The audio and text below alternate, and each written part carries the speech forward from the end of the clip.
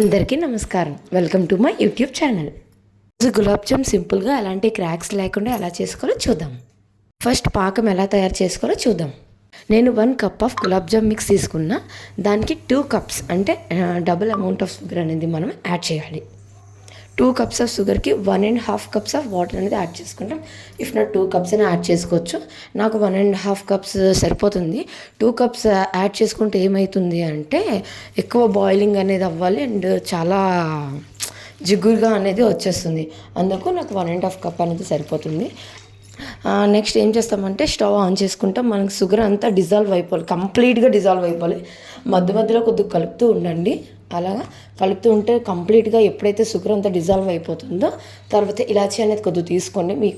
మీరు వేసుకున్న నేనైతే ఒక 5 to 6 ఇలాచీ తీసుకున్నా. బాగా గట్టిగా దంచేసి ఆ పౌడర్ని దాంట్లో కలపండి. దాని తర్వాత కొద్దిగా రోజ్ వాటర్ తీసుకోండి, కొద్దిగా టేస్ట్ కోసమే.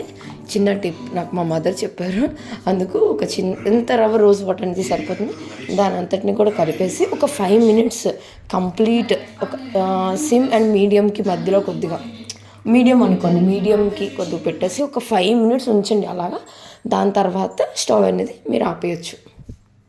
అండ్ ఇది ఏదైతే మనం తయారు చేసామో మనం ఇలా చేయి పట్టుకొని దాన్ని పట్టుకుంటే మరీ మనకి బంకగా కూడా రాకూడదు. అది ఎలా ఉండాలంటే వాటర్ లాగే ఉండాలి కొద్దిగా.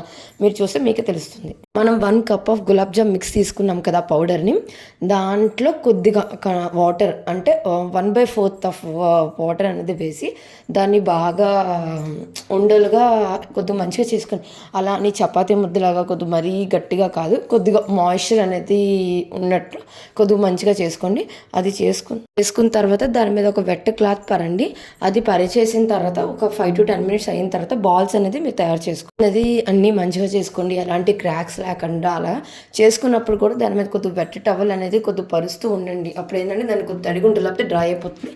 అదంతా అయిన తర్వాత కొద్దిగా ఆయిల్ తీసుకోండి. అంటే మీరు బాల్స్ వేస్తున్నప్పుడు అది కొద్దిగా మంచిగా మునిగేటట్లు ఉండాలి. ఆయిల్ తీసుకొని దాన్ని కొద్దిగా ఫస్ట్ సిమ్లో పెట్టుకొని బాల్స్ వేయండి. తర్వాత మీడియం అనేది పెట్టుకొని ఇది బాగా ఫ్రై చేయండి. ఫ్రై చేసిన తర్వాత అవి బాల్స్ అనేది ఫ్రై అయిపోయిన వెంటనే ఏదైతే మనం షుగర్ మిక్స్ ఉందో దాంట్లో వెంటనే యాడ్ చేసేయండి. మీరు అది వేడిగా ఉంది షుగర్ మిక్స్ ఇవన్నీ ఏమి పాకం చూడకుండా వెంటనే యాడ్ చేసేయండి. నెక్స్ట్ ఒక 2 బాల్స్ తీసుకొని మీరు సర్వ్ చేసుకోండి. Thanks for watching. Like, share and subscribe my channel.